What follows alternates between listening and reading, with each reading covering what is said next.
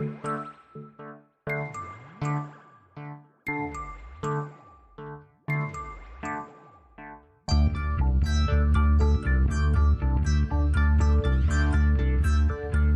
is Continuum Drag, a weekly podcast where we revisit sci-fi, fantasy, and just plain weird shows. This week, Planet of the Apes, episodes 9 and 10. Relax. Yes, Urko. After all, it's only a horse race. With half my horses and half my land, bet on the result. Well, think of how rich you'll be if you win. If. You insist on the race. You make all the arrangements. You demand the bet. Have you ever lost a race to any prefect? There's always a first time. Welcome to Continuum Drag, the podcast that Galen, Verdun, and Burke will find in an old iPod shuffle in the ruins of San Francisco in episode 15. I'm your host, Luke, here with my co-host, Jordan. What's real, Jordan? I'll tell you, just mentioning off of what you said, how long do, what do you call them? What do you call when you put the things in the ground for a long time? Time capsule. Time capsule. How long do those last? I think it depends what they're made out of. Yeah, I suppose that's true. That's an easy answer. That was dumb of me. I just mean there's, later on, spoiler, there's a sort of time capsule sort of thing. And my first thought was, there's no way this thing would still be in the ground. Did you bury your time capsule as a child in a paper bag? No, I didn't. But I know you actually had a time capsule. Did we ever talk about that? Yeah, we talked about it. It was my Millennium time capsule. That's right. And it was mostly just memories of Seinfeld. Memories of Seinfeld. That's right. What other memories were there from before the year 2000? All right, Jordan. If that's all that's real. That is all that's real. I just avoid it every time. We're going to do a classic segment. We're going to recast Planet of the Apes. But as you pointed out earlier in the week when we were chatting about this, obviously they've already remade the movies. There's a whole trilogy now out, so there's really no reason to go and make a big blockbuster film out of this. So you were like, let's remake it as a series. Let's make Planet of the Apes the series. It's this series again, but in 2019. Yeah. Same characters. It's not the same plots, I'd assume, unless you want to keep the Gladiator episode, because you like that a lot. Well, I hope they go to a farm. Yeah, they will go to a farm. Great idea. I love it. We're going to get into it. So I'm going to shake it up a little this time. We're not going to do a director. We're going to do a showrunner. And I think we should start with the showrunner just because that'll set the tone for the series a lot. And I got to tell you, I'm open to all your suggestions, but I am very happy with everything I've chosen. That's good. I like that coming into a room and just being like, look, everything you have is fine, but we're not changing a thing. I wrote down this segment in my notebook, and then I'm like, I have no ideas for this, and I walked away from it for many, many days. And then finally yesterday, I'm like, well, I have to write something. And I sat there for a very long time, and it all started clicking into place. And I was like, oh, man, now we've got a real TV series. Okay, well, I'm excited because I don't know if I feel as strongly about my picks. I'm not saying I just haphazardly threw them together on a page, but I haphazardly threw them together on a page. Tell me what you're thinking. Not for anything specifically right now, but in my mind, this TV show is masks again. Like, it's people in masks. Oh, I know. I'm thinking the same thing. Yeah. I mean, oh no, there's no CGI voice. No, it's people in costumes, just much better 2019 version. Yeah, it's all tweaked and like made to look great, but it's still everyone's in a costume. Agreed. Right? Okay, great. Then we're already starting off the same page. Okay, I'm very happy. No, I think we're gonna be fine. I think you and I will still be friends at the end of this. We'll see. Okay, well, no, because you're so happy, should I give you my pick for showrunner to start? Yeah, let's start with your showrunner and give me, let me know why and et cetera, et cetera. To start this list, I went through all the like top showrunners now. I think one of these, I don't know, stupid magazines, Variety, one of those had like, top pushers in the industry, whatever they, stupid pushers, things, they're whatever. Drug dealers. Yeah, whatever they have. And so I was going through, and then I came across a name, which you'll be familiar with, and I realized this might be the perfect reboot person, and that person was Ronald D. Moore. Oh, Ronald D. Moore, from Battlestar Galactica. And show running a show right now, although I should have written it down, but I can't remember. But he's show running a show right now. Yeah, I think he's had a few other kicks to the can. I don't know if anything's quite hit the way Battlestar did, but he's still out there working. Yeah, so what do you think of that? You know what? I don't hate it. That's like... I love that. It's a good choice. Like, Ronald D. Moore rebooting a classic science fiction That's what I franchise. thought.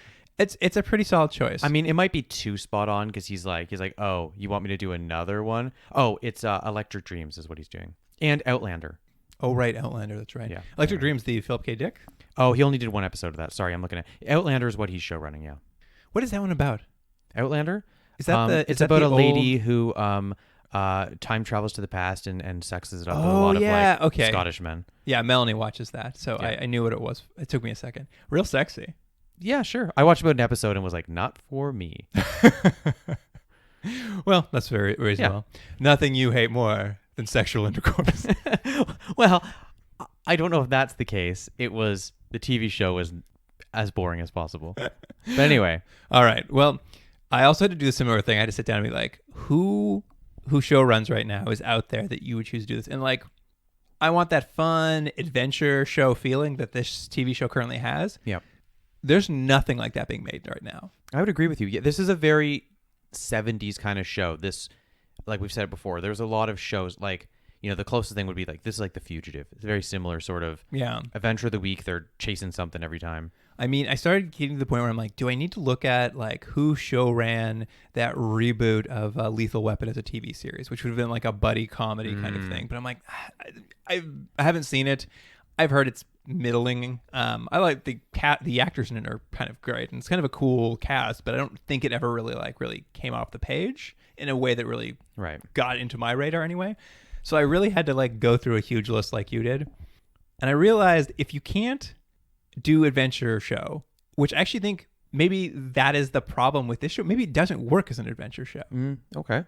So I'm like, what's the next best thing? What is working on Planet of the Apes? And I feel like I'm loving it's a medical show this week. And this week, maybe it's about ghosts. Like who knows? Like, Right. I'm like, who's the kitchen sink showrunner?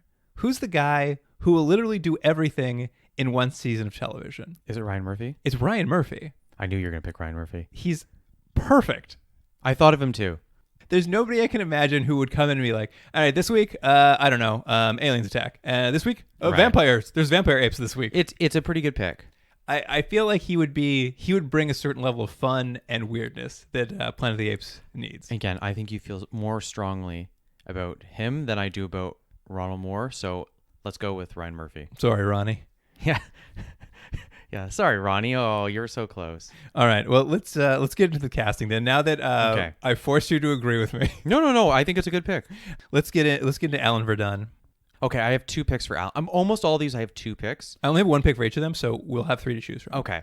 So my first pick was going in, as I usually say, in a slightly different direction. Jeffrey Wright. Okay. I don't hate it. It's a little different. It's a little different. He's the older astronaut of the two of them. A little grizzled, a little wiser, a little bit slower. I can see him being a little more cautious, kind of really pushing the difference of the two. Less that they're both adventures and one's a little bit, a little different. Yeah. a little different. Yeah. I tweaked it a little myself. I decided to gender swap it just because I'm like, I went through it. I'm like, there's not a lot of opportunities for women on the show. I know. I thought the same thing. And I couldn't really think of a great leading man for this role that I thought worked or was at least interesting. So I've made it Alice Verdun. Okay. That's my Yeah, renaming. that's fine. And That's the female of Alan. I went with that's correct, isn't it? Yeah. I went with Gwendolyn Christie, Brienne of Tarth from Game of Wow. Thrones. Yeah, that's a pick. I'm just imagining her as like a little more no nonsense, but like I always think she's like watchable and she could land those flying kicks. Yeah. Is it going to be comical that no matter who she's with, they're going to be up to her waist? Well, I think that's kind of the fun of it. All the That's the apes fun. are going to be like ape-sized. Okay. And before we decide my second pick, Yep. in a different direction, Oscar Isaac. Oscar Isaac. I don't hate that either. A little different. And He's got a great head of hair. Great 1970s hair. He's very watchable. He'd bring a Yeah. lot to the role. Oh man, it's a tough What call. do we think? It's a tough call. Well, Let's go to the phones and see what people say. I did railroad Ryan Murphy through. I feel like is there a front runner for you of these three? I think I like Jeffrey Wright just because it's so. I think he would bring something really different to the role, but I'm not against anything. I think I'd go with Jeffrey Wright too. Let's go with Jeffrey Wright. Okay, I think we're gonna they have were to all, we're have to getting a woman in one of these roles then. Well, this is I'm not bringing him. So. Yeah, this is an all guy cast, unfortunately. Oh, that was my only lady option. So it's up to you now. Okay. But you know what? I think Jeffrey Wright could be. I think all three of these characters would have been a very different role, but all very Well, what's her watchable. face? Gwendolyn Christie is her name? Yes. Yeah, she can play an ape. Well, because like As we we talked all- about before, like it's great guest stars of people you know. It'll be the one episode. It'll be the basketball episode. As we all know from the Wikipedia, there are no female apes in Planet of the Apes. I know, and it's I know. I thought of that every time in these next two episodes. I'm like, they're all over the place. Who wrote this Wikipedia article? All right. Pete Burke. Again, 2 picks. My first one, I don't even know how strongly I feel about this anymore. I put Dominic West. Oh, yeah. Yeah, and now I'm actually already changing my mind. Let me throw the second idea before you even give me yours. All right. And the second one, I didn't realize till right before we started recording what I had done. And the second pick I had is James Franco. And I didn't remember that he was actually in one of these movies. His name. Oh, right. He's in the first one. But I was like, hey, wouldn't James Franco be good in a Planet of the Apes movie? And clearly someone else already thought that. It is clearly everyone's go-to thought. Yeah. James Franco. Isn't that funny? And I just before we sat down, I looked over this and I went, oh, man, he's in one of those. So anyways, I don't know if I feel strong, so maybe you have a better pick for that. I went with John Cho. All right. You know what? I think that and Jeffrey Wright is a pretty interesting combo. He's probably the right age. Like, he's like over 30. He's a little older actually than probably Pete is. But I think if you have him in like sort of snarky, like that way that Pete like never wants to do anything, like you kind of give him that little sarcastic edge. Oh, so No, I think it's good. I think he could be a lot of fun. Okay, I'm liking this cast so far. All right. Galen. Galen? Who's replacing Roddy McDowell? Okay.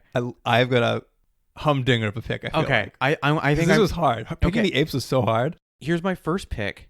Martin Freeman. Okay. A little different, That's very different. but he seemed like he'd be game for it. Yeah, I don't see why not. I mean, as long as you put someone else in the suit. Yeah. Okay. You don't think you'd do it? Okay, and then here's my second pick, which I just really went out there and I thought, you know what? If it's a Ryan Murphy show, as we're apparently doing, Billy Bob Thornton. Billy Bob Thornton. Well, you really see Galen with a lot of gravitas. Yeah, well, I just thought, I don't know. I don't know why. I think I just thought of people that would look funny with makeup on. I sort of leaned into Galen's sort of like rich, sort of sheltered idea. And I wanted to find someone who would like feel a little bit like a fancy boy. Bill Gates. Yeah, it's everyone's idea of a fancy boy. Bill Gates. Bill Gates. What an odd choice. Bill Gates. I went with Paul F. Tompkins. Wow. Okay, yeah, let's do it. Famous for his bow ties and his fancy Let's do it. suits. And he's a comedian, so he'll like add a letter. I don't know. That was my Galen pick. No, I like it. You've got the pick. I can see why you came in all blustery and confident. I was really feeling this cast. Yeah. I'm like, I would watch the show. Definitely. No, you've got it. That one's much better than mine. All right. This one will be fun. Again, Billy Bob Thornton's going to show up in an episode and be an ape. Oh, we got Ryan Murphy. Everybody's coming Yeah. in. Susan Sarandon's there for an episode, full makeup. Yeah. All right. Dr. Zayas. Okay, this is my only one. I have 3 picks, and I'm just going to throw them wow. throw them to you quick, and you just go like, you go, or yeah. Okay. All right, here you go. Ready? Kieran Hines, Brendan Gleeson, Oh. Rafe Fiennes. Eh. So Brendan Gleeson is the one that you're I thinking. think Brendan maybe. Gleeson. Is it because he kind of already looks like Dr. Zayas?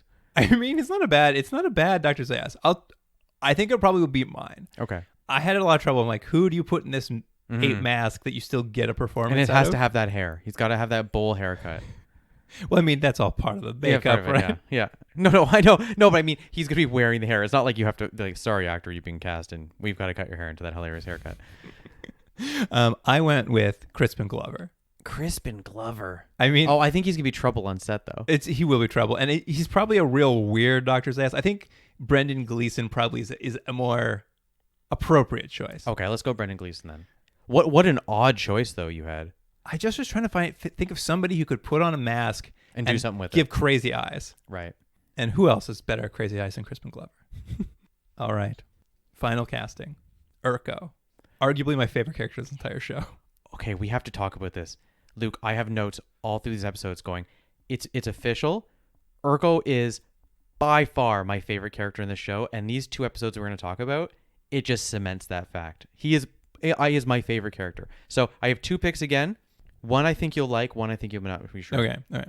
Idris Elba, Okay. a little different, Yeah. a little suave. Yeah. And this one you're going to love, Dwayne Johnson. Dwayne Johnson. The Rock, come on. I mean, that's an interesting idea. And both of these are very different from where I went with it.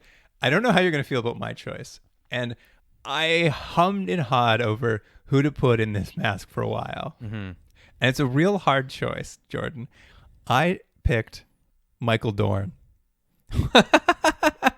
Really? I don't know, something that warped voice. You put him in that mask. I'll tell you, he's available and ready to do it. He'd be excited. He'd be very excited. He'd bring yeah. a lot to it, I feel like. He'd spend all his time having his Worf script, and you'd be walking around and be like, guys, do you want to make this next? Well, I'm excited for him when the show cancels. He'd be like, hey, what about this Urko show? Captain Urko. Well, I'm going to leave this one. What do you think? Do you like Michael Dorn? Is he enough of a name? I mean, I don't know. It's tough. Dwayne The Rock Johnson's interesting. It might be too But much he's for that role. huge. Like it would be a lot. Idris Elba's cool too, but is he too cool? I don't know. He might be too cool for that because that role's kind of gotten to the point where, honestly, we can talk. Urko's a scene stealer at this point. Every time he's on the episode, I'm like, yes, more Urko.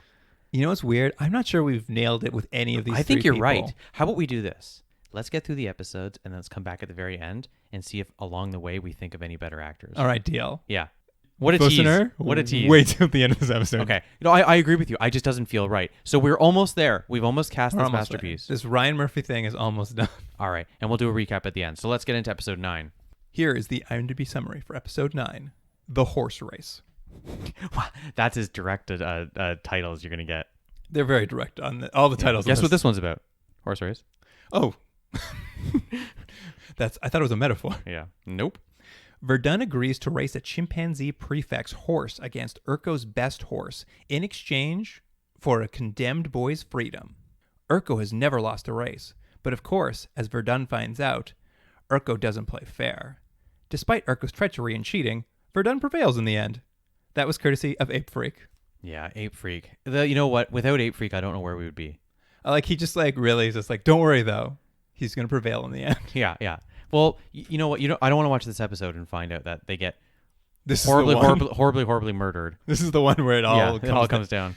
So, as the title suggests, it all begins on a horse race, and Urko he's basically challenged another ape prefect in one of these little counties or however the society's divided up to a horse race.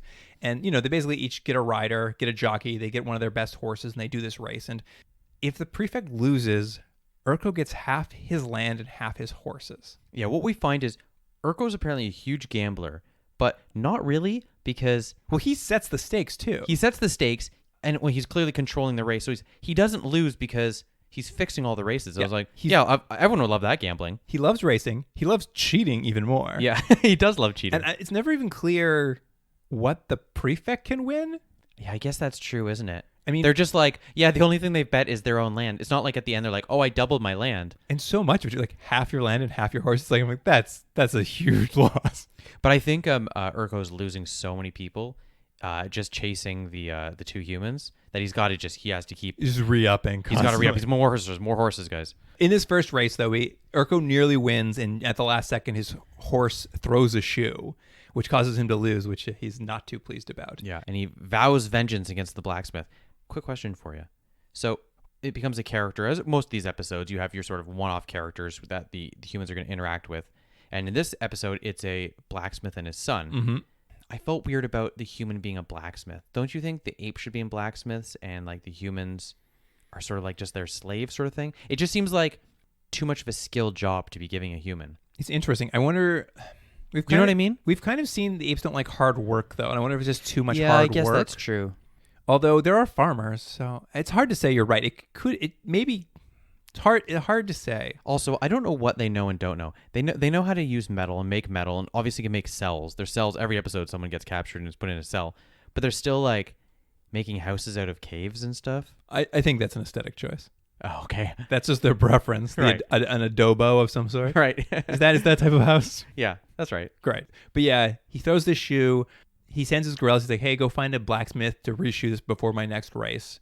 Because I guess once a year he goes around to every prefecture and forces them to do this race. This seems to be a circuit he's doing once a year. He's loving it. It's a summer vacation, really. Yeah. And of course, when the horse shows up at this blacksmith and this blacksmith's son's place, who's hanging out there but Verdun, Burke, and Galen? Of course. They just happen to be there. They're just working for fun. What has become clear is in their race away from Central City, is that what it's called? Correct. Central City to get to the information caches that they've never mentioned since that episode, I think they just keep going in a circle around the city. They never go more than like a kilometer away from the city. Yeah, they're just doing a loop around the Loop city. around. So they're somewhere, I don't know, within a kilometer of the city. I mean, it has been a while since they've established any intention or goal for them. Yeah. So it's hard to know what they're even up to these days. Yeah. So they're just hanging around because they have nothing to do. And while they're hanging at this blacksmith shop, Galen gets bit by a tiger scorpion or stung. Yeah. I guess you get stung by a scorpion. Now let me ask you. There's a lot of scoring we should have done on this way. This is how many times has Galen been injured and incapacitated through the episode? It's at least the second or third time. I mean, I can definitely think of it the second time, but He fell. he fell off that side of that hill. There's a scorpion. There's a scorpion. Maybe I'm mixing up with all the other times the other guys have been incapacitated because one's got shot, one got, I don't know, drowsy. Yeah. I mean, they get hurt a lot. They get hurt a lot. It's a dangerous world out in this Planet of the Apes. Is there such a thing as a tiger scorpion? Do you look it up? No, I do not believe there is. I did not look it up. It sounds cool though. It does sound cool. But I guess this tiger scorpion is super deadly. So the blacksmith's son needs to break the law and ride a horse off to some clinic and then get him to hand over some vaccines. I swear we've seen humans ride horses before. No, I don't think we have. Never?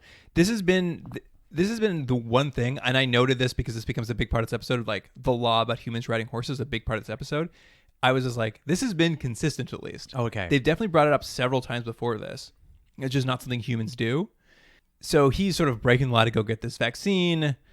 He gets from some doctor who begrudgingly hands it over. And on the ride back, Urko's gorillas kind of catch sight of a human riding an ape. And one of the girls is like, hey, ain't that the blacksmith's son? And the jig is up for the blacksmith's son. Yeah, they spot him right away. But you get a great scene next of, guess he gets his little like antidote sort of thing. I guess you call it an antidote, Yeah, right? it's an Or the antidote. medicine or whatever it is. And they have to pour it into Galen's mouth. Right. And I just enjoyed that. Just his like unmoving mask, like just pour this. Pour this in Pour there. this right in there. So you know he's going to be okay. They got It's- the vaccine. It's a very short, like the threat is non-existent. It's just to get this kid seen on a horse. And also we find out that apparently Alan's also an expert at horse husbandry. Yeah, the horse got shot when he's getting away, and he's just like, "Hey, remember you guys how I'm good at farm stuff? Let me go Yeah. help you with this horse." Yeah. But it's all very short-lived because the gorillas roll in. They're like, "Hey, who rode that horse?" Verdun's like, "It was me," and the kid's like, "Don't do this. It was me." And the kid's arrested, and they're like, "Well, thanks so much for giving yourself up. After the big horse race, when Urko comes to town, as part of the after party, we're gonna cut your head off." Yeah, because if there's one thing Urko likes more than gambling, it's beheadings. Oh, you can only imagine an after party with an execution for Urko. Whew, Yeah, what a he treat! loves it. So, Jordan, Yeah. we know he's traveling the country. We know he's racing prefects. Who is the next prefect up for this race? Oh, I don't know if I wrote down the name. You don't remember our good friend, Prefect Barlow? Okay, was it? Hold on. It was the same guy? It is Prefect Barlow from Okay. episode 2, The Gladiators. I thought it was, but then I wasn't sure, and I didn't go back and look because I was like, here's the sad thing. I was like, he looks familiar, is what I said. I says to myself, he looks familiar. that ape, he looks familiar to me. Yeah. He looks familiar. Did he used to run some sort of gladiator event? Well, that's it. Urko has tossed him from his old home at Kamak, I believe it was called, the old village where the gladiators were. Mm-hmm. He's come to a new prefect to work. And when we meet him, he's lamenting not only his moving to this new prefect, but also that he now has to be cheated by Urko in a race. Like, it's not even like people don't know Urko's cheating. They all know they're about to be cheated. They all know they're about to be cheated out of half their land and half their horses. They just don't know any way out of it. You just have to. You just have to get Yeah. cheated. I did note that the kid's name, the blacksmith's son, his name's Gragon. Gregon? Gragon. Gregon. Oh, that's a good Game of Thrones name. Yeah. Well, Galen's stoked to hear that Barlow's the prefect. So he's like, hey, we're pals. Remember we talked about ape history last time I saw him? Mm-hmm. I'm going to go there. I'm just going to get his help to, release this kid who just got caught and is going to get executed. But Barlow's great because he shows him Barlow's response is, you probably need my help again, don't you? Yeah.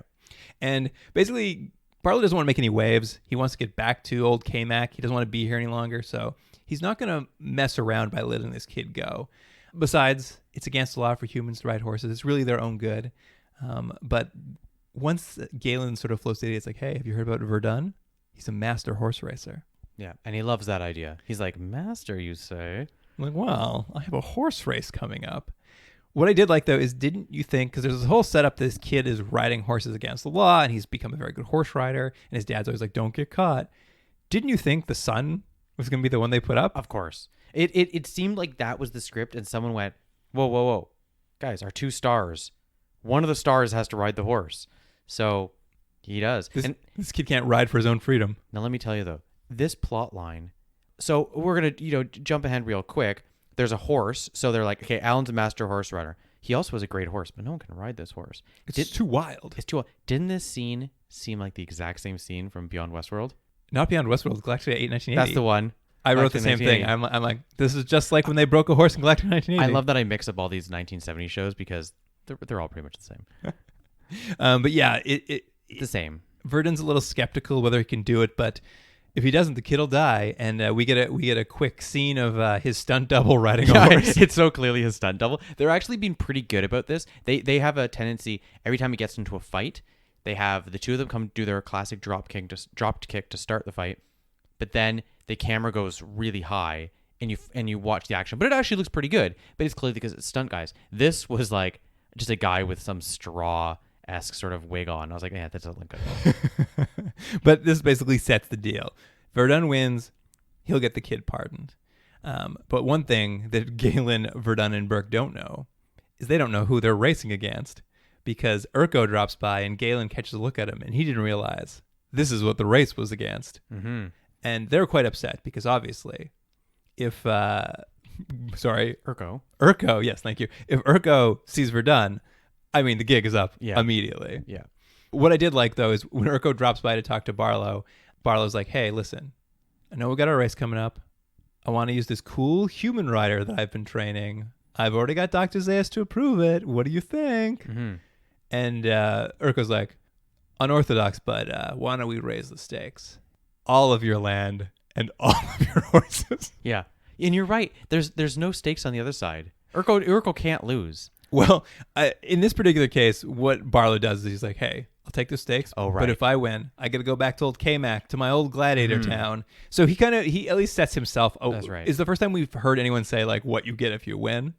It's sort of now we kind of have these stakes here. They need to win to get the kid out. Barlow needs to win to get his old home back.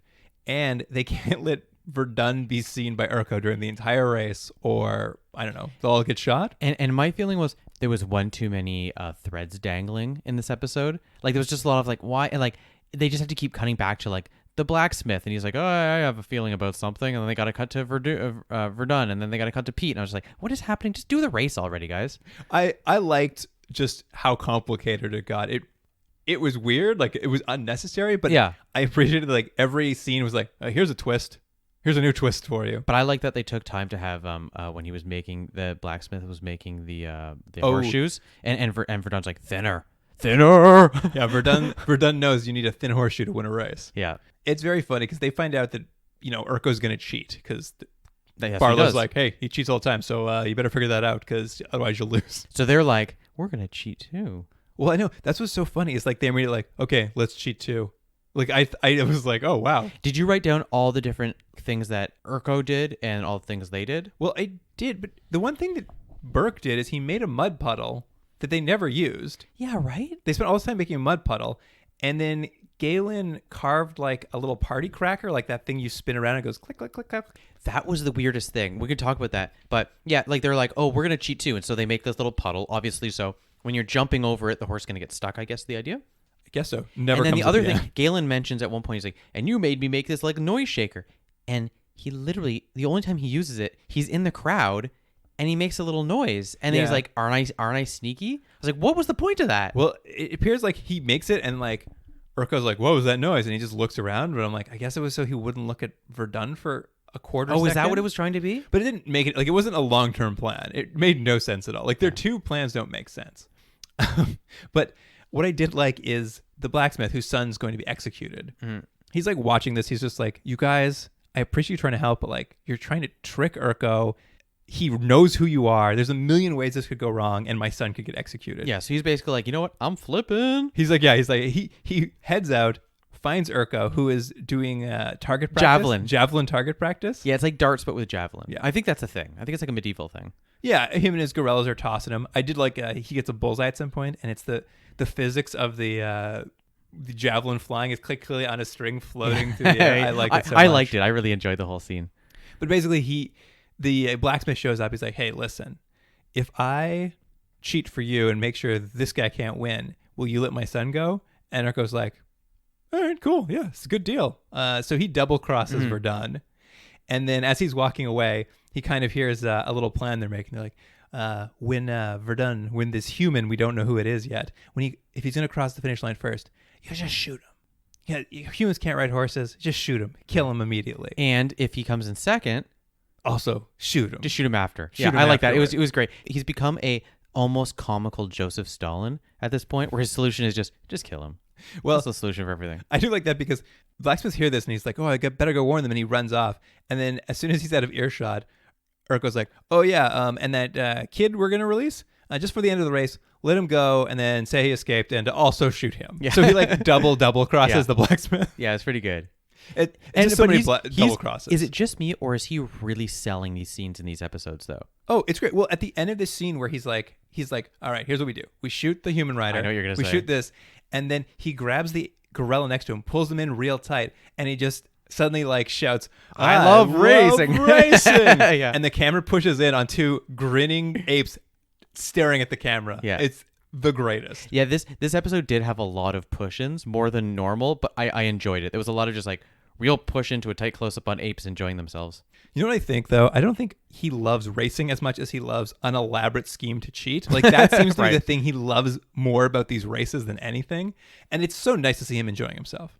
Yeah, I would agree. It's nice to see him on vacation. It brought such a levity and joy to the entire thing. So the race is going to start, but what is the blacksmith? By the way, I wrote down the blacksmith should be played by F. Murray Abraham. Oh, it's pretty good. Pretty good, right? Pretty good. What is his plan? What does he do to the horse so that it's that extra little help to make sure that Alan doesn't win the race? He puts metal wedges into the horse's shoes so it hurts the horse to stand on them. Yeah, that makes sense. I don't know anything about horses and horseshoes. I guess that makes sense because it's irritating them to it's not a level. Yeah, walking. Yeah, I think it would be like putting a big stone in your shoe and then asking you to race Usain Bolt. Right. You'd lose either way, but one way would be slightly more uncomfortable. Right. And there's nothing worse than losing and uncomfortable at the same time. Oh, what a pain! Knocking you down. Yes, this is his plan. But when Verdun gets on the horse immediately throws him because it's hurt. And maybe this is where the mud puddle comes up because he gets thrown into a mud puddle. It's funny because at first I realized almost right after why he had to go into a mud puddle, but it seemed incredibly excessive. I was like, oh, why did they just throw the actor right into a mud puddle? But the reason is because he's obscured now. You can't really see what he looks like. Yeah. But he falls into the mud puddle, and then he realizes there's something wrong with the horse. So him and Pete, Pete had nothing to do with this episode, they're just like, oh, there must be something wrong. And they realize, yes, there is something wrong with the shoes, but the race is about to start, and they're stuck trying to get these things. Yeah, they're prying these things out there, making it happen. What I liked is he falls in the mud puddle, and Burke's just like, the perfect disguise. Urko will never recognize you now. You're covered in mud. Were you thinking, I mean, maybe you weren't. This is what I kept wondering. I'm like, how are they going to get around him recognizing Verdun? And I kept expecting Verdun to show up in a mustache. That'd been pretty good. But you know, the thing is, they've sort of at least mentioned a few times that the apes have trouble telling the humans apart. Now, I don't know how true that is, but would a mustache work? I don't know. I would have liked it either way. Maybe a Van Dyke beard. Oh, that'd be great. Yeah. Fancy hat. Exactly. Yeah, he's a what is it called? A stove top. What's the hat that Lincoln wore? Yeah, stove top. Yeah, he wears one of those hats. Stovepipe? He also looks like Lincoln. Yeah. Yeah, he just looks like Abraham Lincoln. Yeah. That's a good... The apes don't know. What I did like is, as the race is about to start, Barlow and Urko kind of have this great seat looking over sort of the race grounds, and there's humans doing like acrobatics for their amusement. Are you going to say the same thing I am? Did you notice the one ape that runs through a couple of these scenes? No. The ape playing guitar? No. They don't focus on it, and it happens twice. And both times, clearly the actor's direction was, just keep strumming the guitar and run from one corner to another, because he does it twice very jauntily, and he runs playing. I was like, we've never seen any apes play instruments. And I really want to know more about this guy. And I don't even think it was a proper guitar. It was like a lute. You want to see the episode where Verdun and Burke get the band back together for a bunch of apes. That'd be great. I did write a note on, I think it's the next episode, that I wish there was an episode where they just open like a coffee shop or like a pizza store or something. Two guys, an ape, and a pizza shop. And they just like teach them about like here's what a croissant is. Anyway, pretty good. Mm-hmm. What I did like is Urko and Barlow, are having a little chat before it starts, and Urko's so flagrant. He just turns to Barlow. He's like, "I hate to lose so much. I take every opportunity to win." He just like tells him flat out, "I'm going to cheat you right now." Yeah, it is so funny watching Urko interact with people in this episode. But you know, the race gets underway. It's a pretty close race for the most part. And here's the thing. So there's a bunch of little traps, little things like out. a net goes on him and he trips at one point, but none of them really seem to slow him down for more than a couple seconds, so they're not great. Well, there's the one where he jumps the hurdle and he falls down. The horse falls over and I'm like, oh, that horse is gonna break its leg. But even then, like, Verdun's so fast, he almost seems like a half lap behind by the time he gets back on his horse. But it's a 3-lap race. He's clearly a better rider than the ape, so all the times he gets knocked back, he just catches back up. It's those thin shoes, those thin horse shoes. Yeah. But that's sort of how the race goes. But as he's finally coming around the corner, he's leading the race, and the blacksmith warns Galen and Burke that, hey, there's a sharpshooter. He's gonna pop off of Verdun before he passes that finish line. You guys got to stop him. I don't entirely know when they had the time to, but thankfully Galen has a coconut with him. Mm-hmm. And he sneaks up on the ape gun ape, and he opens the coconut over his shoulders. Yep. And he drops the tiger scorpion. And the ape gets a real like ooh face because everyone doesn't like those tiger scorpions. Okay, might just be because I happened to pause it at this exact moment to write some notes. Did you have a good look at that scorpion? No. Is it just a puppet? It is insane.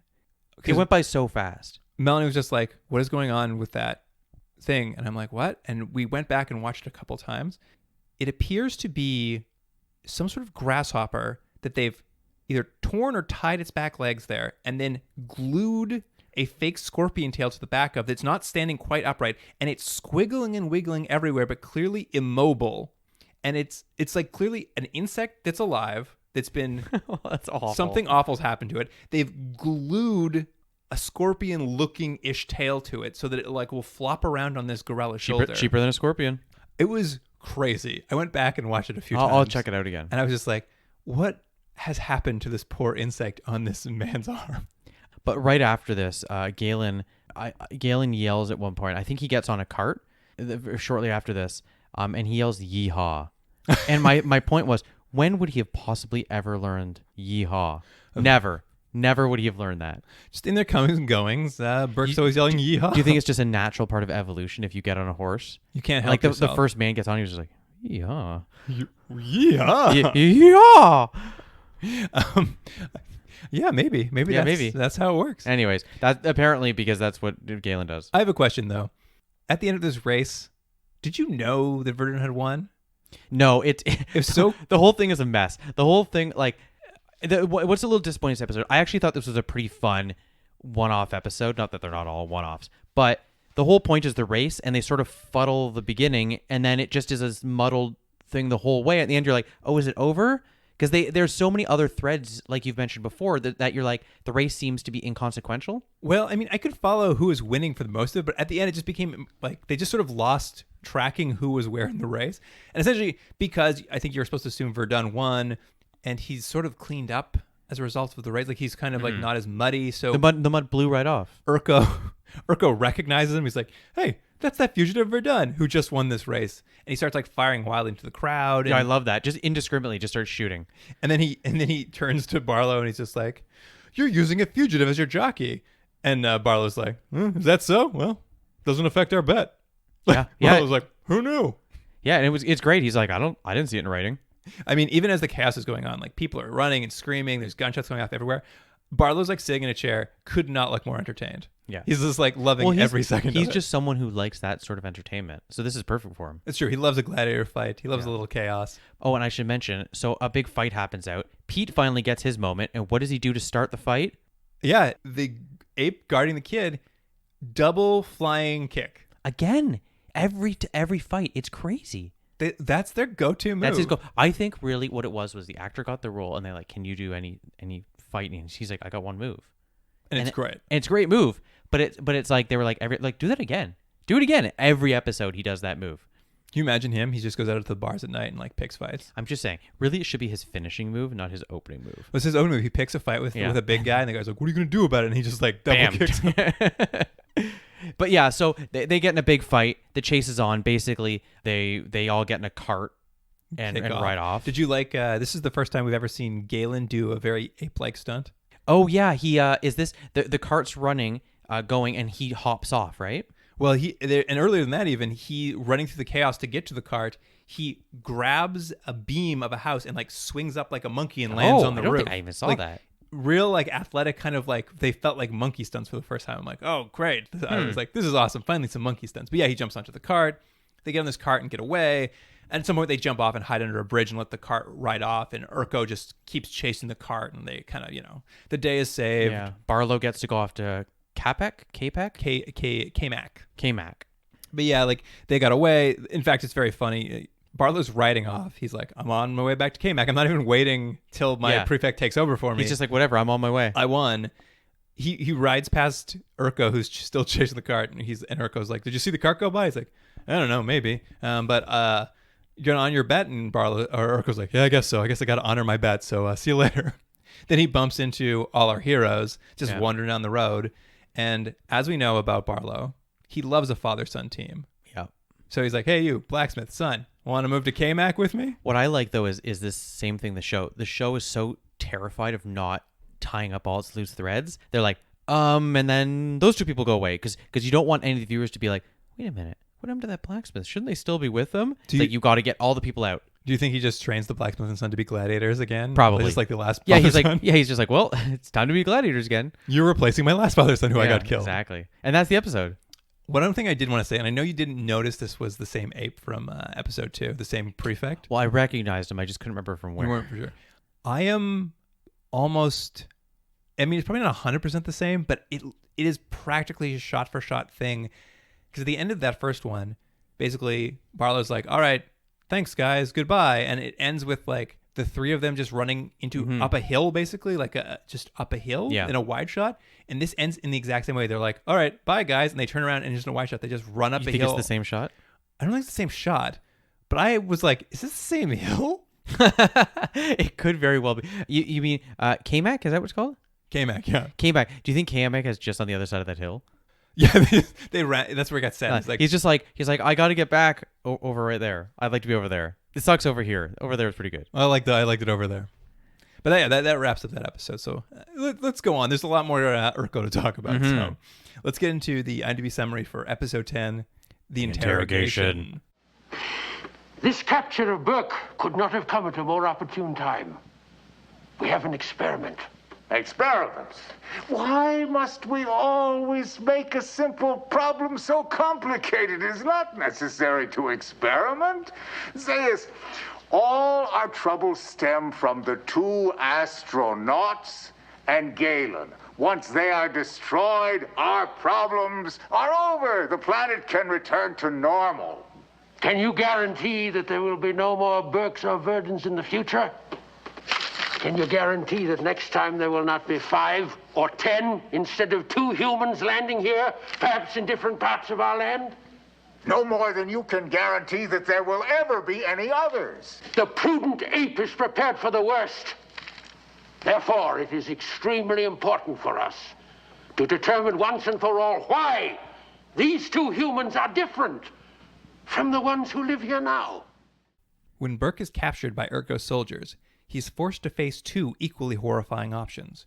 He can either be killed outright by Urko, or he can be used in a brainwashing experiment being performed by a prominent ape doctor using a forbidden human close bracket text on the subject. If you're going to be brainwashed, though, you want it to be a prominent doctor, right?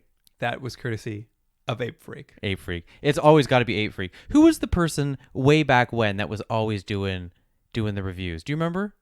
For this show, or no, just for one of them. There was one person, like, they wrote like 30 of them. We've had a few repeat customers. Yeah. It's What a weird thing to do. I mean, no weirder than what we're doing, but still.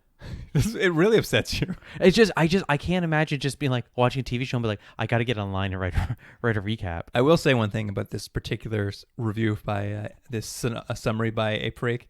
He says Burke gets a choice. Burke never gets a choice. No, that's true. This is not a choice that Burke makes. Like, he's forced into these places. He never is given an option. But other than that, perfect summary. Now, you mentioned something a little earlier that there's something I felt, and especially in these 2 episodes, which is I like these 2 episodes much more than some of the other ones. It might just be because we took a break and we watched Steel Justice, and in comparison, this is like Citizen Kane. But it is missing that direction that I think is the one thing that's keeping this from being like, hey, that was a fun little show, to like, this is a pretty good show, is they're just wandering. And I feel like I'm getting a little tired of like the pointlessness. It's too aimless. Yeah, it's just aimless and just pointless. Them walking around. I'm like, guys, have something. They're never driving the action, and they've been even pushed more to the periphery of like they just wander in on things every time. It's true. I mean, it'd be nice too because if they had more goal-oriented episodes, they could do a one-off episode and it'd be a breather from. But right now, it's all just like kind of random. But we start with apes on horses again, as we like to. It's very much like that starting of the surgery episode where it just like starts midstream of like them being chased. Yeah, and I've said it. If I've said it once, I've said it 1,000 times. Guys, don't run in an open field. Keep to the trees. Hey, sometimes there's still open fields out here. I guess. In the 1 kilometer, they keep circling around the central city. Essentially, yes. They're chased by apes. Burke is caught immediately in a net. Yeah, of course he is. Galen does another cool ape trick, though. Did you see how he jumped up and climbed into that hole in a tree? I did, yeah. He's getting better. He's getting much better at controlling that ape suit. Mm-hmm. But essentially, the whole thing is Burke's captured. He's brought to Central City. As always, Urko and Zayas have a big argument over what to use the prisoner for. They always do. Here's the thing. Urko makes more sense. His basically is simple. It's like, the problem is just these 2 guys. It's not a greater problem. It's these 2 guys. We eliminate these 2 guys. All the repercussions of them are gone. So why are we fuffing around here? And Zayas is all like, well, I could use an experiment. It's like, no, I'm with Urko. Get rid of him. Also, better show. It's the Urko Adventures. I mean, Urko's line here is exactly what they're arguing about, how he's just like, let's just use him to set a trap and catch the other 2. And Zayas like, I've got an experiment. Urko's line is exactly, why do you make everything so complicated? Yeah, he's right. But essentially, Dr. Zayas has found this old brainwashing text. He's got this cool Dr. Wanda. Okay, there's a couple things here. One, they found the text because it was in a time capsule, which we've mentioned. From 1986. 1986. Which, what does he say? Very popular 1986 to bury time capsule. Oh, yeah, that's right. Yeah. So I have a couple of thoughts. We already mentioned that. I wasn't sure how long time capsules went. You made a very good point. I guess depends on the material. Are they always finding human artifacts and keeping them from the public? That's my first question. Second, how much do you love the name Wanda for an ape? And third, did you notice this is the first ape that wore glasses? I did notice that it was first ape with glasses, but you're right. I liked Wanda. Wanda's a great name for an ape. Wanda the ape. Fun. And Urko has a whole library of stuff. I think he's finding this stuff all the time and like put it in his library. So they're finding, conceivably there are some sort of architects, apes, whatever they call them. And I don't know why I would say that. It's stupid. And so these ape architects are finding stuff. They go to Zayas and go, hey, what do you think of this? And he's like, looks good. And he just puts it away. Yeah, I think so. I would say if this is a lot to keep from people is what I'm saying. Well, here's the thing is I feel like he's been keeping it from them for a while, but this would be the first time he's like, hey, let's use some of the information. Right. And I'm going to once again give the show too much credit, but I feel like this is like the first time we're saying it's like, listen, it's been tough fighting these guys. Let's start using some of this stuff to our advantage. How to brainwash a human being. Let's use it. Another question, and we're gonna get to this episode shortly. Is what they're doing brainwashing? Well, all right, we'll get into brainwashing in a second. But when they're talking about brainwashing initially, Urko says, yeah, I think I've heard of brainwashing. And what does he think brainwashing is? He mentions like taking the brain out and actually washing it. He says, yeah, that's where you take the brain out of the skull and run it under cold water, right? And we're not doing justice to the scene. It's actually very funny, and it's the actor who sells it. Urko is just killing it. He kills it in these episodes, and he also talks about like, he's like, guys, if we're gonna do brain surgery, because their basic thing is, what we're gonna do is we're gonna brainwash Pete to give us the information we want, and we'll be able to capture all the other guys, and then blah blah blah. Well, and Dr. Sorry, before you move on, Dr. Zayas' whole thing is just like It's 2 now. Next time it could be 5. Next time it could be 10. Like he envisions some sort of humans from the past invading the future. But Urko's like, guys, if you're going to do some sort of deal with their brain, why don't we do what we always do, which is essential as a lobotomy, is they separate the frontal lobe. Yeah, they drill a hole. Yeah. And they just pop the frontal lobe. Which we've never seen before. And I don't think we've actually seen humans that seem to have had that surgery. No. But clearly it's, they mentioned that this has been something that Urko likes doing. It's a fave. It's a fave. And why? Because it makes humans nice and docile. Urko's a big fan of a lobotomy. Yeah, he loves it. He's like, guys. And then they're like, no. And he's like, fine. But he's exasperated in every scene. That's what I like of him. Every scene he's in, he's like someone who's just trying to do his job. It's simple and basic. And then people are complicated. And he's like, fine. We'll do it your way. All right. Since we're doing it Dr. Zayas' way, what is Dr. Wanda's brainwashing method? Like, can you break it down, kind of what we're seeing? Basically, she wants to make him break down his defenses by making him tired and irritable. So she does it. Should we go through all the things she does? Yeah, let's do it. So the one thing she does is, it was actually, I didn't realize it was a technique. It was annoying me. And as I was watching it, I knew it would annoy you. There was a bell being there's bells and drums and gongs in the back, ringing all and the entire time. my notes are just like, can you stop this? It's driving me crazy. So it was her method was working on me because I have irritability with noises. So they're doing that and basically asking him questions. The basic only question is like, who are the humans that helped you? Yeah. It's a very much trying to be like, I think like a Marathon Man-esque scene, but it's not quite as good. Not quite as good. It's not nearly as good. But anyway, that's one thing. That's one thing. They also take those like coconut-esque light signals and they use them to like flash in his face and sort of, I guess it's like a heat thing. I think it's maybe not heat. And just uncomfortable. Or maybe like being in an interrogation, something shine a Right. light on you. Like they're basically using it to shine. And we've seen these things because this is the communications they use. Yeah. Someone actually tweeted at us and told me like it's called a heliograph when you use those flashing things. It was from your arch nemesis at C. Chupik. Which one was that? Is that the one that suggested Steel Justice? Yeah, that's him. Oh. But he sent me a message. Was like, those are called heliographs. And I looked into them. I'm like, oh, cool. You know, he's got some good things going for him too. Yeah. And I think the last thing she does is my favorite, which is she just spins him. Yeah, they put him on a spinning table and they just spin him around. Yeah, but it does start breaking him down, to be fair. I liked his dizzy vision, which was just a kaleidoscope over a lens of POV. Yeah. But yeah, you're right. It starts breaking him down.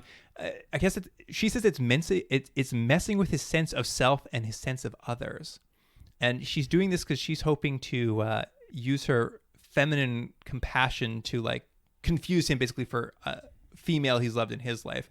And when it comes time to, I love it because she's like, well, time to work. And she like fluffs up all her hair on her head. But it's a bit of a stretch because I know what they're doing. They're breaking him down to the point where he's very susceptible. And now that he's susceptible, she's going to be kind to him.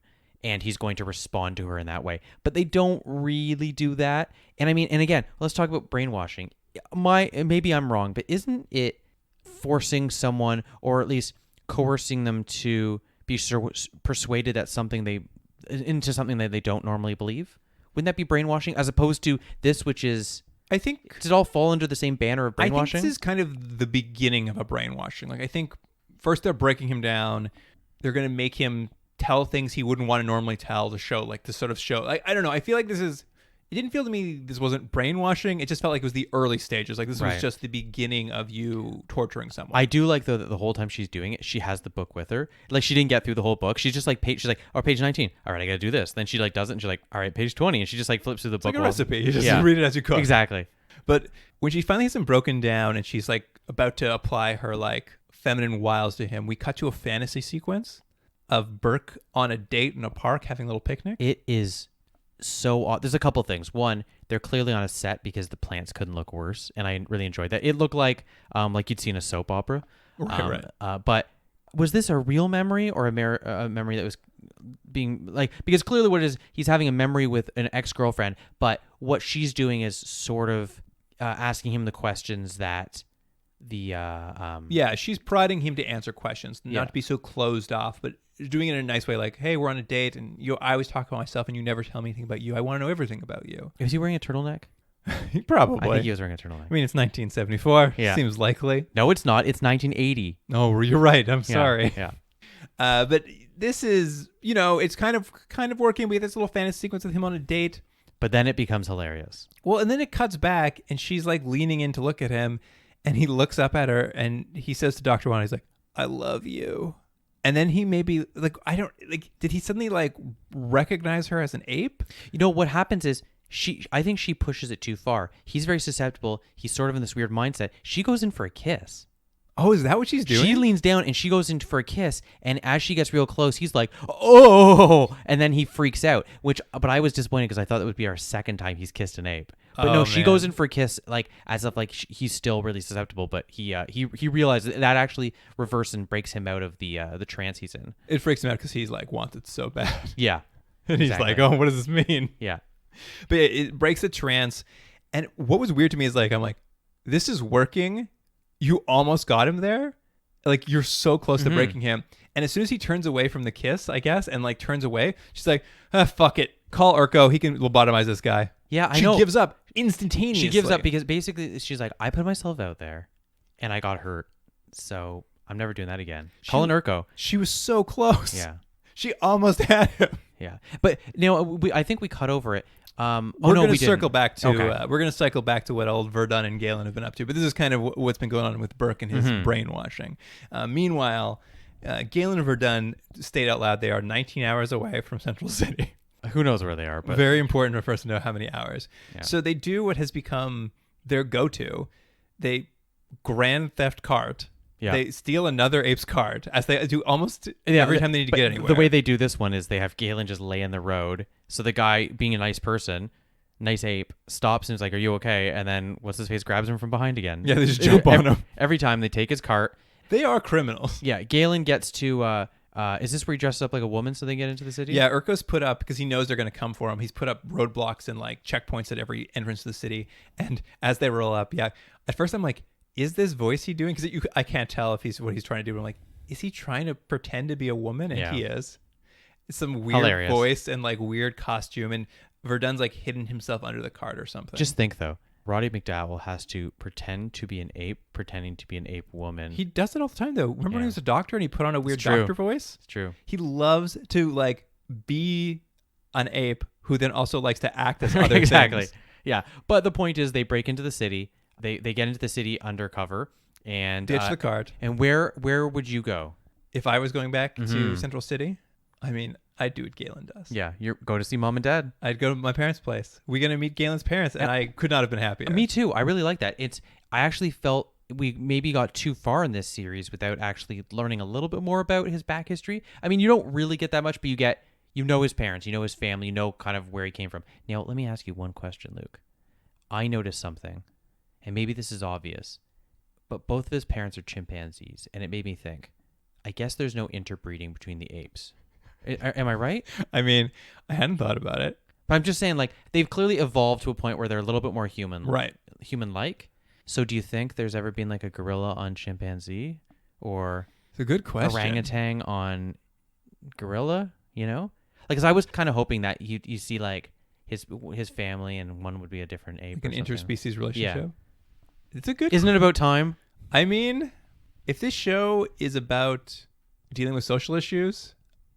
If they don't by the end of the series, it's a missed opportunity. Yeah. Anyway, maybe we'll get that as we go on. But both his parents are chimpanzees. Yeah. There's his mom, Anne, who has a unique face for the rest of the apes. She does, right? I think they might have got new ape masks the later they got into the show, because it's a little different than the other ones. I didn't hate it. I actually kind of liked it. I liked it too. It's a little bit more pronounced in the mouth. It's interesting because it feels like less of a rubber mask and more of a prosthetic they're attaching to a face. Yeah. So it's a little sleeker, but it still looks really cool. Yeah, and she looks unique too. Like she doesn't look like one of the other apes. Yeah. And then there's his dad. He's got nice Yelu. Yelu's got a nice graying pattern. Yep. He is an elected council member. So he's a government ape. And he's a little bit prejudiced.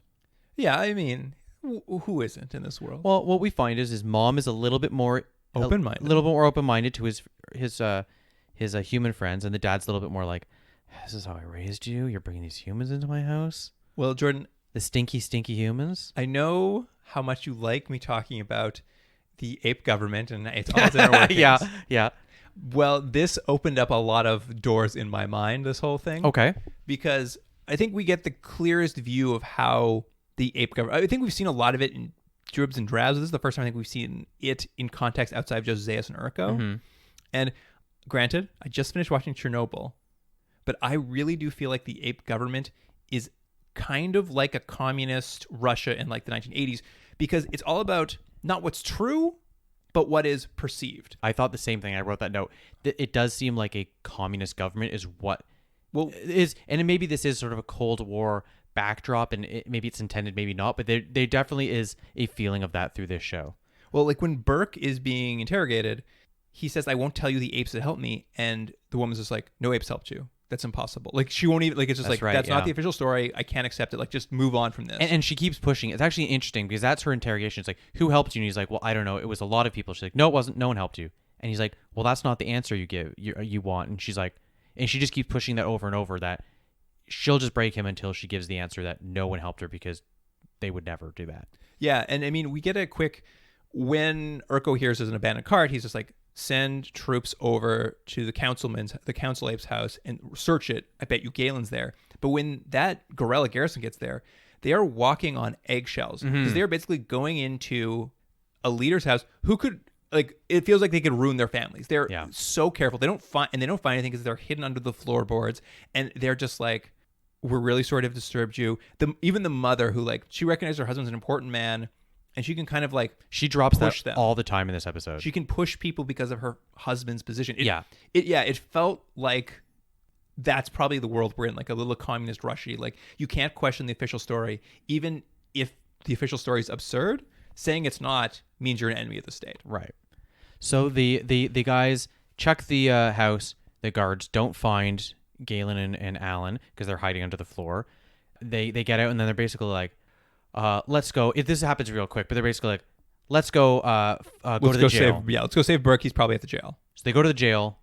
He's not. They raid the jail. They raid the jail. He's not there. They go back to the house, which I liked a bit because there was no real reason for that scene. They go back to the house, and then they're like kind of having a brainstorming session, and they basically go, wait a minute.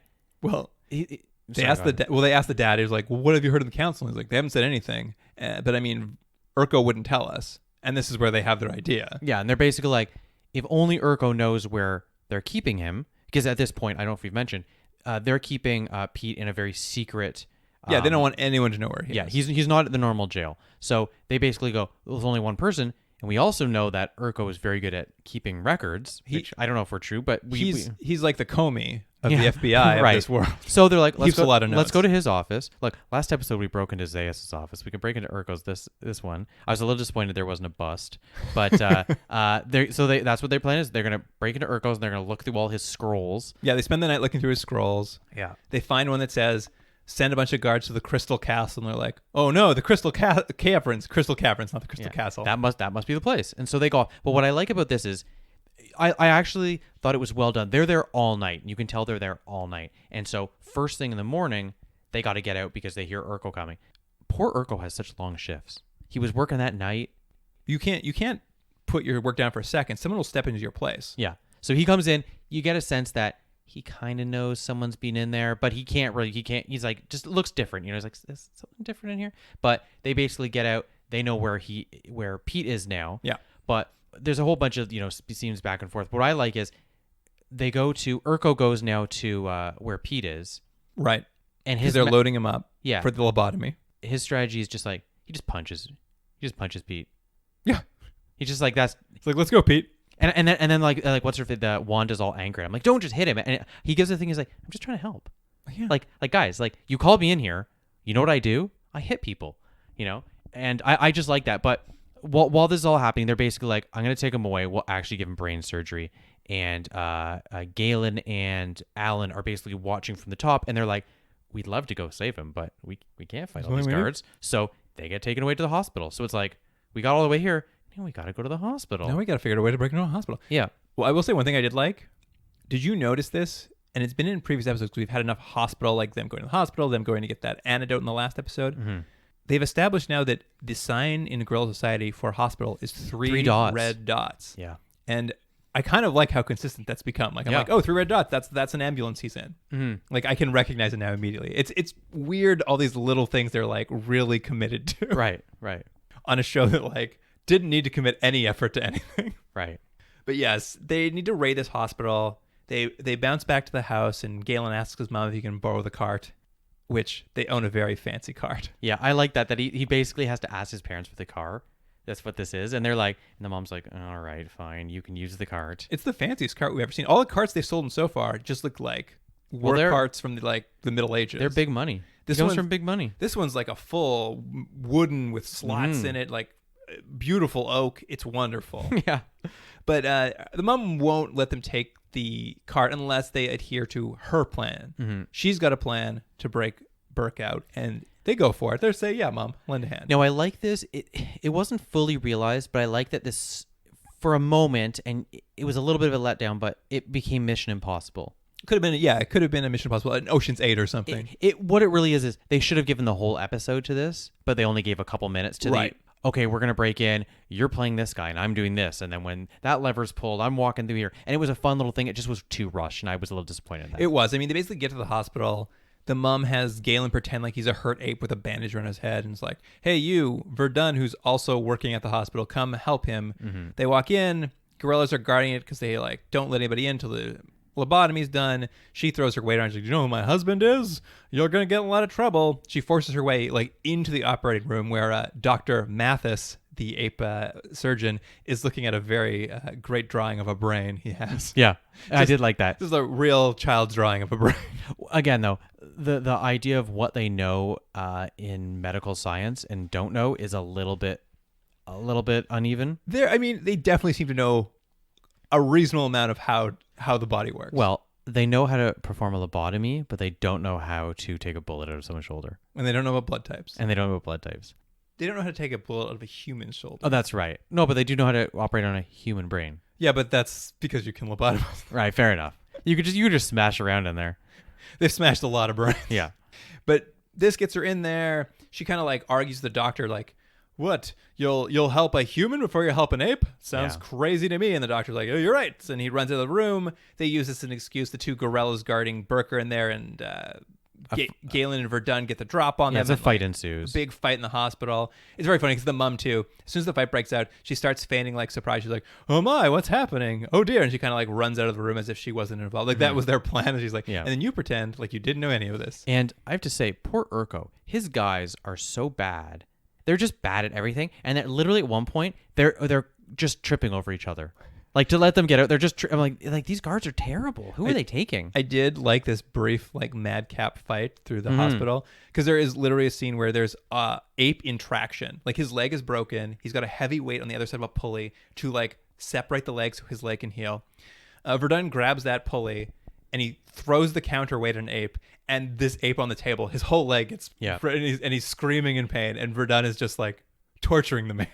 It's a pretty zany sort of fight scene, and it's a little chaotic. But the point being, they get out, they escape. They do the same thing they did last episode: is they send a cart with nobody in it running off into the distance because Urko and his men chase. Yeah, and they're like, ooh, we weren't on the cart. And they escape the hospital, and the whole thing wraps up. Actually, one of the more interesting. This is probably plays into my theory the most. Is it ends with Urko basically interviewing the father and the mother about what happened at the hospital. Yeah. And he's just like, now you're sure the ape you had to do with you wasn't your son Galen? And she's like, of course not. I would know my son Galen. She's just flat out denying it was Galen.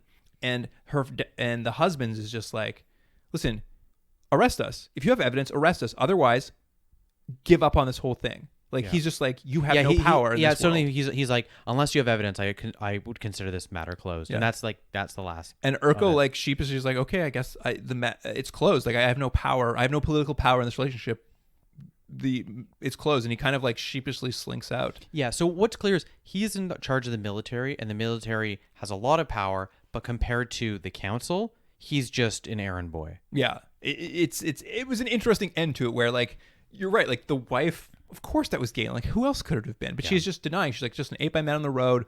I don't know who he was. I don't know why he's helping those two fugitive humans. Not my son, though. And he's like, do you have evidence otherwise? Well, then the case is closed. Get out of here. And we get to finish on Dad Ape and Galen hugging it out. Yeah, he's proud of his son Galen, even though he's basically it's almost an All in the Family type episode. Sort of like, look, we're not going to agree, but you have principle. So come over here, son. And give me a big hug. Yeah. That about wraps up those two. Any final thoughts on these two episodes? Again, I don't know if it was my mindset of watching these, but I thought these were a step up from the last few we'd watched. At least I enjoyed them more. I don't know. What did you think? I honestly, I think it's clicked a bit more. Like, I mean, I agree. The individual episodes stories aren't maybe the most smart or interesting, but the actual story, like you were saying, like obviously the horse racing one is a little complicated with all like the back and forth. This guy's betraying this guy, and this guy, but I'm like, at least I was just like, well, I don't know what's gonna happen now. Like everyone's just betraying everybody now. Agreed. Everyone's building traps everywhere. I'm like, I like, what a weird episode. And Urko's having the time of his life.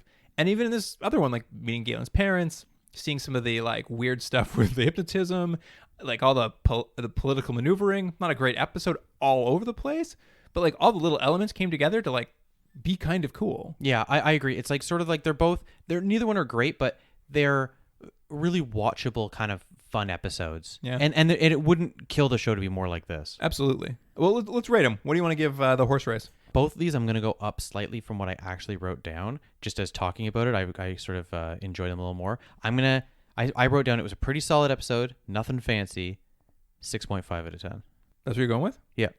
What are you going with? I'm going to give it a 7. Wow. I think That's pretty close, though. We're pretty close. We're pretty close. I actually, and I'll go to the next one, the interrogation. I'm going to give it a 7 too. I felt like they were two solidly entertaining pieces of this show. I'm giving it a 7.5. Oh wow! So you're coming up even more from that. Yeah, I really liked it. I thought Urko was great. I thought the show knew what its strengths were and just played up to them. And it's like, it wasn't as much of them just running and hiding, which I think it's the weaker episodes on the show. Yeah. Well, we'd mentioned it earlier that, and I think I read a little bit more about it, that near the end they were trying to retool the show to get more audience. And I think someone brought up in one of the early ones, I think when Kave was on, that Roddenberry came in at some point. And what I was reading is Roddenberry did come in, but they never ended up producing anything he'd worked on because it was just too late before they canceled it. And he just wanted all the apes being bondage, right? Yeah. Well, apparently he came in because they wanted someone to come in and like bring some of the effects background and like make the world a bit bigger and give it a little more of that like just the interesting to look at elements of Star Trek. But from what I read, like they never quite got around to producing any of those. But I think, and I could be wrong because we're in kind of the back half here, these two felt like it's like, oh, someone's starting to get their feet under this thing. Yeah. Like elements are starting to click together. It's not all there yet, but some of the pieces are starting to click. Doesn't it feel like I like our two leads? I think they're much better than almost all the leads of the shows we've seen. However, it feels like they're maybe not the strength of the show. They don't know what to do with them. I mean, maybe that's what it is. I think you're right. The actors are actually quite good. They're doing a lot with what they get. They're actually very watchable. They have personalities. They're making, but the actual writers, I think every episode are like, I don't quite know what to do. Yeah, with it's them. almost like the two guys should have started a ripple effect. Like these astronauts, and like I think you mentioned before, it would be nice to see the effects in each of these worlds, and maybe have an episode where you're just seeing the farm after they've left. 6 months later, Six months later, or whatever. The effect, or like a newspaper rolls by and like, did you read about? And as the cast of characters gets larger, you have more interesting stories, but they feel handcuffed by, I just think the time they're in, where it's like, those are our two leads. They're going to be in every episode. And it's like, but maybe they don't need to be, you know? Yeah, maybe. I mean, what happens if we find out that Kid is preaching pacifism around the world and he's become like a cultist or something? Yeah, there's some more interesting stories, but I think you're right. These last two episodes at least felt more confident than some of the ones in the past. Absolutely. They kind of knew what to do for the most part. Now, more importantly, Luke, we've gone through 2 episodes. Do we know who's playing Urko in our new series? You know what? I forgot we had said anything. Wow, how long ago was it now? Days. Yeah, days. Hours. Who's gonna be Urko? Oh, I think I got it. Okay, who is it? I think he's on the wall at the Continued Drag Studio. Michael Keaton? Michael Keaton. Oh, that's great. Oh, it's great. And he gets his own title card. It's all the characters and Michael Keaton as Urko. I think done. I think he'd be good, actually. Oh, he would be great. I just looked up and I'm like, it's Michael Keaton. He's been in front of my face this whole time. We have a bit of a wall of fame in front of us. That's what Luke's pointing at. Imagine I pointed at Greg Abigail. I thought at first I thought you were pointing at Tony Todd at first. I was like, Tony Todd, okay, he'd take it. He would take it. I mean, he's a good actor. He's a good actor. But no, Michael Keaton. It's that's Michael it. Keaton, 100%. Okay, so quick recap of that. Hold on, let me go back to my notes on this. So it's Planet of the Apes 2K19. Ryan Murphy is the showrunner. It's a crazy new version of the show you haven't seen before. And who do we have? What do we got? Alan Verdun is played by Jeffrey Wright. Right. Pete Burke is played by John Cho. Galen is played by Paul F. Tompkins. It's so weird. Dr. Zaius is Brendan Gleeson, and Urko is Michael Keaton. Yeah. It's at least something. It's a show you've never seen before. Dude, there's one really good season. Yeah, that's right. There's one really good season, and the second season, like, they just kind of lost it. It was like, we didn't need more of this. Yeah. All right. Well, that about wraps it up. Thank God Jordan remembered to finish that game, or we would have been very disappointed at the end of this episode. Ape Freak would have written us probably.